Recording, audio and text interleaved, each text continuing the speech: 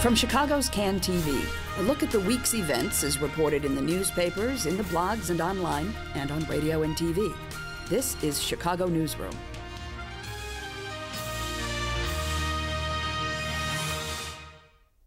And hello again. Welcome to yet another edition of Chicago Newsroom, right here on Can TV, where it always is and always will be.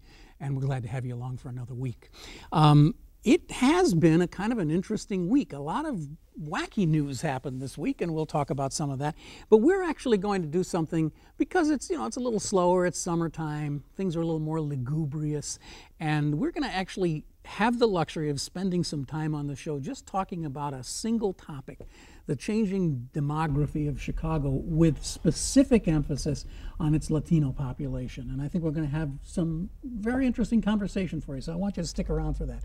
Chip Mitchell's joining us today. Chip Mitchell, been on the show before. He is the bureau chief of the Humboldt Park Bureau. Chief of one. Chief of one staff, but he is the chief. That's an important point. At the Humboldt Park Bureau, WBEZ. Not actually the chief. They call me the reporter, but yeah. All right, he works at the Humboldt Park Bureau. See, God, when you get reporters on and they're so specific about the details, it can get really annoying. Chip Mitchell's joining us from WBEZ. Glad to have you. Thanks for coming by. Great to be here. And we also have Sylvia Puente with us today. Sylvia Puente is with the Latino Policy Forum. Right. And we're going to have, I think, some very interesting conversation today because you have spent a lot of time assembling data about the Latino population in Cook County, in Chicago, in the region. Mm-hmm. And more important than that, how over time it appears to be shifting. Correct. And how that's going to play into the ward remap that's coming up. And I think it's worth, right at the top of the show, it's worth mentioning, go out and grab yourself a copy of the Chicago Tribune today. They have done a phenomenal job of kind of laying out the ward remap process. And I must say, as good as it is in the Dead Tree edition, it's even better online. So I highly recommend it. Chip, there's been a couple of things in the news this week. I found it interesting. I know you often report on environmental topics. And I found it really interesting that just sort of like out of nowhere, this coal gasification plant, it's not really out of nowhere, but it had been apparently dormant for a long time. And suddenly Governor Quinn says, oh boy, we're going to build this plant down on the southeast side. Mm-hmm. And the purpose of it is to convert filthy Illinois coal into some kind of synthetic natural gas and then force the gas utilities to buy it and sell it to us. That seems to be the way it Right, and Quinn has actually vetoed a couple previous versions of this bill. This one has a requirement that consumer bills are not to increase more than 2% a year. So Quinn signed it. And so we're talking about a New York-based company called Lacadia, and they're talking about 1 million tons of Illinois coal a year converted into synthetic natural gas. It's a former steel mill on the southeast side, and this project is $3 billion. They're saying it could create as many as 1,000 construction jobs and 200 permanent jobs. So Quinn, he's calling it clean energy and environmentally positive, but it does have opposition from neighborhood residents and environmental groups, including the Sierra Club, who are worried about the emissions. And this is a neighborhood whose air already has some of the state's highest levels of toxic heavy metals and sulfates. And sulfates, of course, can trigger asthma attacks and are also bad for folks with heart disease. So it could be years, though, before this plant actually opens. The interesting part about this plant, though, is that they're not going to burn the coal. They're going to chemically convert it, whatever that means, melt it with some kind of acid or something. I'm no expert, but I think it also involves high pressure. Right.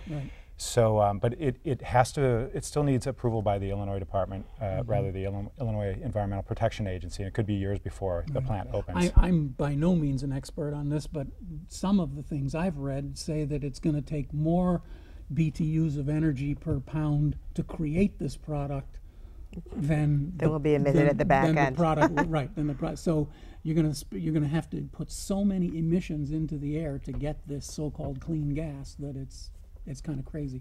that comes back to the whole issue of, you know, is there such a thing as clean coal, and that debate will Or what are we doing burning coal in the first place? And this, of course, is not the only battle over coal going on in the city. We have two coal-fired power plants in mostly Latino neighborhoods, Pilsen and Little Village, and advocates, environmentalists and neighborhood residents have been pushing for a proposed ordinance sponsored by Alderman Joe Moore that would make Chicago the first, probably the first city, one of the first municipalities in the nation to regulate emissions from power plants.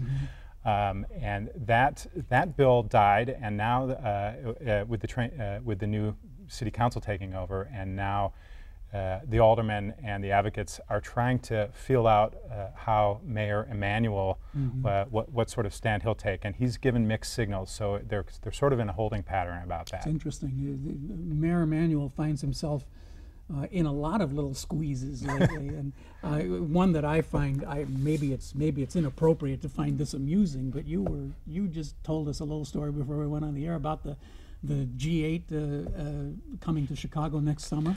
Yeah, Mayor Emanuel has NATO and G8 summits booked for next spring in Chicago, and this happens to be the same time that the National Restaurant Association, they're hoping to bring them in to McCormick Place. Now, the Restaurant Association is already threatening to pull out because of the high costs here, and they're looking at Las Vegas and other places. So that it's quite a pickle for Mayor Emanuel, and we'll see what he can do about that. And those conventioneers always say that they can have more fun in Las Vegas than they can have in Chicago, but they'll have a lot of fun with all the global activists in town, and the and Battle of Chicago. Maybe even some of their national chain restaurants will be targeted by some of the activists who will be coming into town. You mentioned Starbucks before. Yeah. I mean, who knows? It's just, I had no idea that this was all going to happen at the same time. Boy, this is almost like we did get the Olympics. It's time to leave Chicago for a week or so. Well, the big question is, will we have enough hotel rooms? Right. Yes, right. They say there are enough hotel rooms, and there are plenty of restaurants to handle all of these shows going in next spring. But I don't think the restaurant conventioners are going to like long lines. They're used to being treated like royalty. That's right. Especially when they're like, the person in front of them is some foreign minister from Germany or something. Well, anyway, enough of that.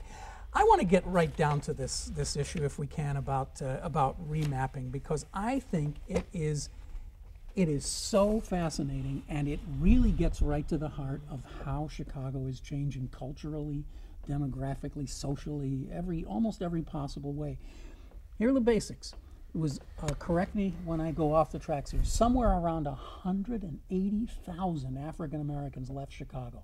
And we've talked about that on previous shows. There's a whole kind of out-migration from a lot of the northern cities to the south. Nobody at this table is really qualified to talk specifically about that, but there's certainly a phenomenon going on there. And also a lot of Chicago blacks moved to the suburbs. So there was a lot of that. And of course, high-rise projects have been torn down. High-rise projects coming down. All those things contributed to that. And potentially an undercount. So a census undercount. So we really don't know. I mean, a lot of people will dispute that it really is a population loss of 180,000, because we know that there traditionally is an undercount when the census counts, especially poor communities, African American and Latino communities. So is it as really as severe as 180,000? We don't know, but clearly the biggest thing that has changed the city landscape is the demise of the bulk of our public housing high-rises on the south side of Chicago. But am I wrong? I mean, at this point, it's just an academic discussion whether it was an undercount, because the numbers are the numbers. Correct. And you got to live with them. That's right. That's right. I was thinking this morning that the Democrats, after the last election, when all the Tea Party people came into office and a lot of Obama's programs started to get rolled back, were saying in a very sober way, this is the lesson of this is that elections count. And in a way, this is a study of counting counts. Right. You know, I mean, there are real consequences when there's an undercount, or when people don't fill out their census forms. I mean, this is definitely one of the implications. Well, now, but moving along, almost 60,000 white people left the city. I mean, that's a ward. That is an entire ward. Right. It's 3 wards, if you can. I mean, the wards used to be 60,000 people. So that's 4 wards, I mean, you could say it's 1 ward full of white people and 3 wards full of black people have just left town. Or at least that's what the official numbers say. Now, the Latino population did rise somewhat. Right. You know, it's really interesting because overall in the state, the Latino population grew by 33%, by 500,000 people. Remarkable. But only 25,000 of them were in the city of Chicago. So for us, the Latino Policy Forum, where we look at these issues and consider how do we ensure additional investment in the Latino community by philanthropy, by government, in housing, in immigration, in early childhood education, which are all the issues that we work on. It's just really interesting because virtually all of the growth has been in the suburbs, and we've had such small growth in the city of Chicago. But we still are seeing a realignment demographically in the city, in the region, and around the state. And it's kind of my impression, just being a lifelong Chicagoan, that the Latino population in Chicago is really becoming more and more diverse all the time. I mean, maybe I'm wrong about this, but it sure seemed to me, and Chip, you're in Humboldt Park all day. I guess it's, how are you saying diverse? Well, because I meant to say dispersed. I didn't. Oh, mean dispersed. I'm sorry, not diverse. Oh, yeah. Dispersed. Okay. Certainly, places like Humboldt Park and many others we could name. Belmont, right, Craven, Belmont. Yeah. There were areas where you just would say, I am in a Spanish-speaking Latino neighborhood. I find that to be less the case. I find that others are moving into those neighborhoods and they are moving into other neighborhoods. And I think that's true. I mean, clearly what we know is Chicago's been a historically segregated city, especially with regard to our African-American population, and that's still true. But we've never had quite the concentrations and segregation of Latino communities as we've had in the African-American community. And we're still continuing to see that because there are now, I think it's 16 versus 12 in 2000 community areas in Chicago that are majority Latino, but they're still not at an 80, 90. There are very few of them that are an 80 or 90% threshold. A lot of them, you know, they're 50, 60, 65. And clearly what we've seen, you know, as the city landscape has changed, you know, the near northwest side communities like Humboldt Park, Logan Square, while they still have a very strong Latino concentration, there are many fewer Latinos there because of gentrification, if you will, the hipsters moving in, all of that sort of shift. But what was also really interesting to me, I was just sort of looking at this, some of our traditional South Side neighborhoods, like a Little Village and a Pilsen, while still predominantly and majority Latino, they have actually also lost population over the past decade. So that we're seeing the growth of the Latino population. In 2000, we clearly saw the growth to what was then the traditional white ethnic enclaves on the northwest and the southwest side of the city. We're still seeing that same pattern, but it's being more dispersed and going out to the city boundaries. Even further. Right, going out to the city boundaries. And I mean, you mentioned the hipsters, but you know, I think Pilsen is a really good example of that. Right. Pilsen is becoming, now I guess you would say, is becoming more diverse, isn't it? I mean, it just, there's just a whole different crowd of people moving into neighborhoods like that. So, is this a good thing or a bad thing from your policy forum perspective? Oh, that's an interesting question. I think certainly what we would say is that in what we do, in the lens that we take on our work, is that I think it's good that we have strong Latino ethnic enclaves. I also, though, think it's good that we don't have the total segregation of the Latino community, such as it is in the African American community.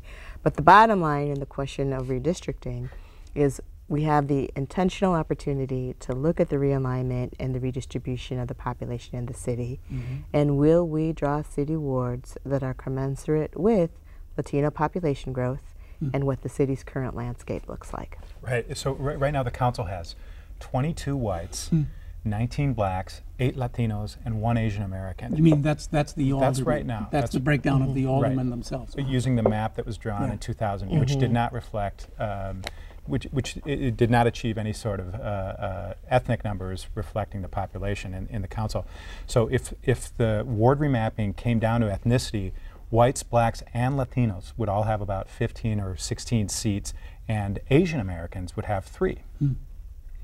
Now What do you think the chances are that we'll get anything like that? Well, let's get started. The challenge of that, of course, is what we would say is that, while we would like perhaps to see something like that, what we really want to see is the opportunity to create opportunity districts, right? Right. Where there is sufficient concentration, where African Americans, Latinos, and Asians can elect the representative of their choice. Now, the reality of that, though, is that we know that this is Chicago.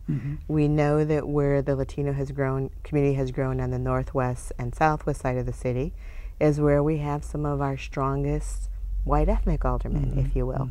Right? So we say they're opportunity districts, but I don't imagine that Alderman Mel will not get reelected, even though his... Ed Burke in the 14th Ward. And Ed Burke, even though their districts are overwhelmingly Latino. So you have 40,000 Latino Chicagoans saying, this Ed Burke guy is the best guy to represent me. And they might be right. He's a very powerful guy, and who cares if he happens to be an old white guy?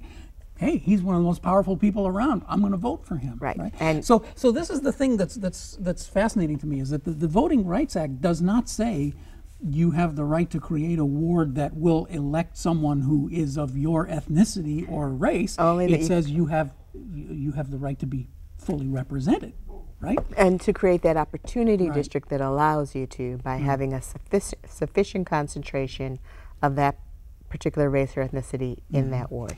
But Latinos have a real problem because they are so dispersed. So you have a lot of wards, as you said. We've got lots of things going on. We have just the disbursement of the Latino community, and that it's not as segregated or concentrated. We obviously have the large number of Latino non-citizens, right? And then we have nearly 40% of our population being under the age of 18. Right. So all of those things put downward pressures on actual numbers of Latino voters. Right. Although we have seen, and we did an analysis that's on our website that shows what the growth in the Latino voting population has been over the past decade. And over the past decade, it has about doubled. Well, and also, looking forward 20 years, this is going to be a city that has a powerfully influential Latino population. Those 18-year-olds or less than 18-year-olds, we can only assume they're all citizens. they are citizens, and they will, in large numbers, start to vote. Right. And that is going to change the politics of Chicago forever. That is to me one of the biggest phenomena that's just kind of sitting out there on the fence waiting, and it's about 10 years out. Ken, what I always say too, because my Latino Policy Forum also deals with the issue of immigration, and I say, it doesn't matter if we close the border tomorrow, the Latino population is going to continue to grow in the state. We know that over 70% of the growth in the Latino population over the past decade has been due to births and not because of immigration. And that is the continuing trend. So irrespective of what happens and what we do or don't do with federal immigration reform, the Latino population in this city, the state, and this nation is going to continue to grow. And you're right, it will shift the demographic relationships and alignment of how we vote politically. Now, the good news, bad news of that is that apathy is rampant in all communities. And especially getting young people out to vote, we know, is an incredible challenge sometimes. But despite that, we still are seeing the upward spike in the number of Latino voters. And nationally, the number of states that have a swing vote that's largely driven by its Latino population. And candidates. The Illinois Coalition for Immigrant and Refugee Rights just held a candidate training school. It was their second one, and I don't recall the specific number. I think it was something like 70 people showed up to take training on how to run for local office, school boards, township boards, city councils, and so on. See, that's also fascinating, because I kind of have had the impression that the only people doing that are Tea Partiers, but maybe there's a different cohort now getting started looking into how to run for office. Right, and one of the presenters there was Joe Barrios, the chair of the Cook County Democratic Party, who knows how to win elections. Yes, he has proven that a time or two, hasn't he? Yeah. Oh, by the way, just completely, because I'll never remember this, Rick Munoz is talking about no longer being an alderman. He wants to go after Dorothy Brown. That's what I've heard. Yeah, that's what I've heard. Well, what I said to Rick was I think the biggest challenge is going to be people understanding the difference between the city clerk and the county clerk. Yeah. And people don't, because Susana Mendoza now is our new city clerk, who also made history with her election to that post, citywide post. But do you have any sense of why he would do that? I mean, he strikes me as being a sort of a kind of a, well, he's not a rising star. He's been a rising star for a long time, but he is so, you know, he could be the next Ed Burke of the city council, Rick Munoz. I mean, well, you know, it looks like that's what he was trying to build. That's exactly with what a power base in the 22nd Ward, or Little Village, and taking on some of the Burke candidates directly. Right. It took me by surprise, I have to say. I haven't spoken with Alderman Munoz in a few the Burke weeks. Candidates taking on Burke directly. Yeah. In his brother, in the state, one of the Burkes in the statewide election where they and running again Rudy Lozano for state rep. Caught me by surprise. I haven't talked to him in a few weeks, but you know, of course, Alderman Munoz has had his eye on U.S. Representative Luis Gutierrez's seat for a long time, and when it looked like Gutierrez was going to run for mayor, possibly, I think he was, you know, he had his eye on that seat, and so maybe he thinks that that won't be happening for a while. But so this will be a very interesting, very interesting contest. He doesn't have to give up his aldermanic ward seat to run in this contest. Right. Obviously, he would if he beat Dorothy Brown, but I don't know. It just seems to me that if I had the choice of having Rick Munoz's aldermanic job or Dorothy Brown's job, I'd take his job because it just sounds to me like it's a way more interesting job. But hey, there's who knows what people are thinking. Well, you know, to me, the most interesting thing about this redistricting opportunity that we're facing is that it really gives us an opportunity to intentionally look at the demographic shift and how do we realign resources and elected officials to represent that, right? So it forces us to do that because of the Voting Rights Act.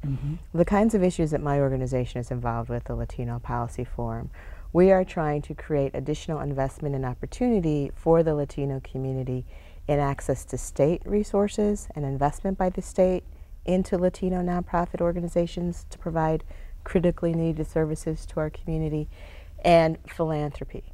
Neither government nor philanthropy, for example, are required to take a step back, look at their investment in the Latino community, and try to align it with the demographic growth. The Latino population, as I mentioned, grew by 33% in this state, and my message as I talk to civic leaders, business leaders, government leaders, philanthropic leaders in this state is, if you're not investing 33% more in the Latino community, we're falling further behind. That's just a moment of silence as we reflect on that, because it is almost mind-blowing to think that the Latino population in Illinois has risen 33%. I mean, I had absolutely no idea until I saw that on your website in preparation for the show. There's a certain kind of invisibility about it. It's sort of like you just don't realize that it's happening until the census numbers come out and you see it. Well, and all of that growth, as I mentioned earlier, has been outside of Chicago, right? So really, I think as you're walking around Kane County, which is over a quarter Latino these days, right? As you're walking around communities like Merrill's Park and Addison, right? We're seeing that Carpentersville, Waukegan. I mean, in the state level redistricting, which we worked on pretty a lot this past spring, we knew that we were hoping and expecting, and there were Latino majority districts created in Waukegan, Aurora, and the Elgin area. But the brand new one that was on no one's radar until we did the analysis on it was a district that's going to include a lot of Merrill's Park, Franklin's Park, a little bit of this Plains, but like this near west side. Near the airport. Just a little bit on this side of the airport, which is, I can't remember exactly, but I think it was just about 50% Latino, and that's going to be a brand new district. So redistricting requires that we look at the realignment, right? But we're not doing that to the degree I think that we need to be in the other sectors that I mentioned earlier. The one of the issues that you raise is the issue of foreclosures, and what's happening and how that's affecting the community. And I think it's obviously affecting everybody, but there are kind of particular issues there. Just tell us a little about that. Well, we know the mortgage foreclosure crisis is impacting communities across the state. For the Latino community, it's especially devastating because what we've seen is, I think, about 10,000 foreclosures in predominantly Latino neighborhoods. And owning your home has been a traditional path to attaining middle-class American status, right? So when you lose your home, when you lose your investment in your home, when you lose the equity, your hard-earned equity in your home, that really is going to put us back, I think, further behind in terms of realizing and attaining that American dream. And that issue doesn't just impact the Latino community, but we've done analysis that shows that when you look at the growth in homeownership over the past decade in the state of Illinois, half of all that homeownership growth were homes that were bought by Latino families. So obviously, I missed that. In the last decade? In the last, when you look at the growth, the number of new people that are owning homes in the state, half of the growth in home ownership was due to homes bought by Latino families. So not only is this impacting Latino families and their access to the American dream and their resources and their capital, but we know it's going to have that broader implication on the state's economy, on the construction industry, on the real estate industry. So the good news of that is that the Latino community has been an economic driver in the home ownership over the past decade. The challenge to that is how much it's being mitigated by the mortgage foreclosure crisis. I thought you were going to say, I don't know if we really have time to sort of give full treatment to this issue, but you've written very compelling stuff about the need to, I think you call it speeding up Americanization, that there just isn't enough time for many generations to sort of get with the language and get with the culture and all that it's not like it was 20 or 30 years ago. You have to do this more quickly. Right. I mean, I think that we know that the process of acculturation historically has taken a generation or two over time, right? For people to learn. Immigrants may not learn English, but their children do, right? So one of the things that we say is, given the pace of technology, given the pace of change, we don't have the luxury of waiting a generation for that acculturation and integration process to happen. So we need to be much more intentional about fostering opportunities, for immigrant integration. We need to be much more intentional about making sure that there are enough places where immigrants can go to learn English, right? We need to be much more intentional about providing skills training that's commensurate with our 21st century global economy, as an example. I'm afraid that's where we're going to have to leave it. As I warned you, the show goes by very, very fast. I'm really happy to have been able to spread out a little bit today and talk more sort of philosophically about things, and it was a pleasure having you on. Well, thank you, Ken. We appreciate it. From the Latino Policy Forum, and Chip Mitchell, an employee of WBEZ, who happens to work out at the Humboldt Park Bureau. Great to be here, Ken. It's great to have you on the show, Chip. Thanks. I know we'll have you back again sometime soon. I'm Ken Davis. You've been watching Chicago Newsroom. It's a community service of CAN TV. You can find us here on cable, but you can also see this and other programs at cantv.blip.tv. You can check us out there. You can subscribe in iTunes, audio and video too. So do all those things and you'll be a full-fledged member of the family. I'm Ken Davis, thanking you very much for joining us. We'll see you again next week right here on CAN TV. Thanks for watching.